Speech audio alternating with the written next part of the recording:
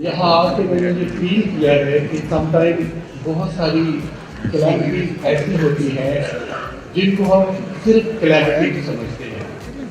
जैसे अभी मेरा इंट्रोडक्शन जो अभी पैनल बैठा हुआ था उसके साथ हुआ, मुझे ये जान के बड़ा अच्छा लगा कि हमारे पास ऐसे लोग हैं जो अभी भी ऑन स्पॉट जॉब अपॉर्चुनिटीज हमारी यूथ को देने के लिए तैयार बैठे हैं। जैसे जहाँ पे अब्दुल वहाब साहब आए थे, उन्होंने अभी ऑफर किया ऑन स्पॉट। देखिए, ई कॉमर्स को ही अगर ले लिया जाए तो बिफोर 2029 मेरा नहीं ख्याल कि ऐसा कोई कॉन्सेप्ट हमारे जैसे मुल्क पाकिस्तान में था। ये कोविड-19 की शायद एक मेहरबानी है, इसको हमने लिया तो ऐसे कैलेमिटी, लेकिन इसने घरों में बैठे हुए लोगों को एक नई direction the. May be it was a new world order, जो कि हमारे जो पॉलिसी मेकर्स हैं इंटरनेशनल, शायद उनका ही प्लान किया हुआ था। घरों में बैठ के हम लोग फोर्स्ड हुए कि हम लोग अपने मोबाइल को यूज़ करें, अपने हाथों में पकड़े हुए टैब्स को यूज़ करें, और इस तरह हमारी डायरेक्शन को यकलक डाइवर्ट किया गया toward a new dimension that was I think the use of electronic devices. तो ये जो इलेक्ट्रॉनिक कॉमर्स है, ये हमारे जैसे मुल्कों में जिस तरह डेवलप हो रही है, I am feeling proud to announce that Pakistan is the 36th largest market in e-commerce, placing it before Romania. This is the honor for our country कि हम 36वां वो मुल्क है दुनिया के 207 मुल्कों में जहाँ पे ई कॉमर्स इतनी तेजी से इतनी रैपिडली डेवलप हो रही है।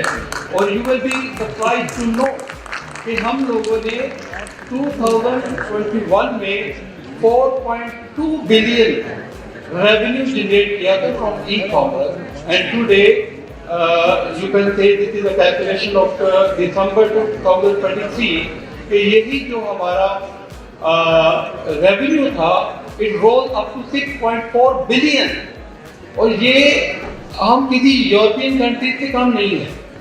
लेकिन मैंने यहाँ पे एक बात मैं जरूर कहूँगा कि हमारे यहाँ हर चीज में नेगेटिविटी डेवलप हो जाती है।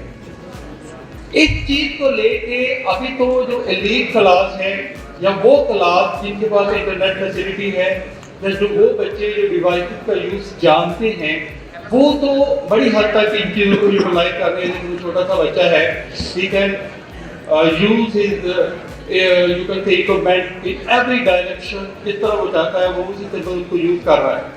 लेकिन यहाँ पर भी जिस तरह हैकिंग होती है, बड़ी बड़ी कंपनीज के वो हैकर्स जो है हैक कर देते हैं डेटा को, तो यहाँ भी थोड़ी सी ई के साथ सिर्फ इलेक्ट्रॉनिक ना हो, एथिकल कॉमर्स की भी जरूरत है।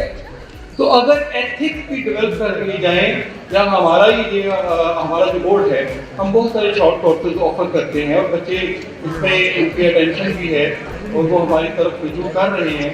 तो हम यहाँ 3 से 6 माह के कोर्सेज करवा रहे हैं, ई कॉमर्स में 1 साल के कोर्सेज करवा रहे हैं। तो मैं अपनी गवर्नमेंट को, बल्कि हम किसी न किसी तरह पे किसी फॉरम पे उन्हें लिख भेजेंगे कि इसमें भी डिग्रीज करवाई जाए।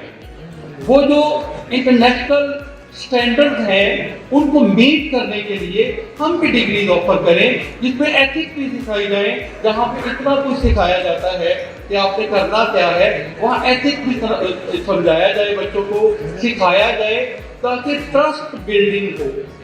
हम ट्रस्ट बिल्डिंग खो चुके हैं, हम भाई भाई पे ट्रस्ट नहीं कर रहे।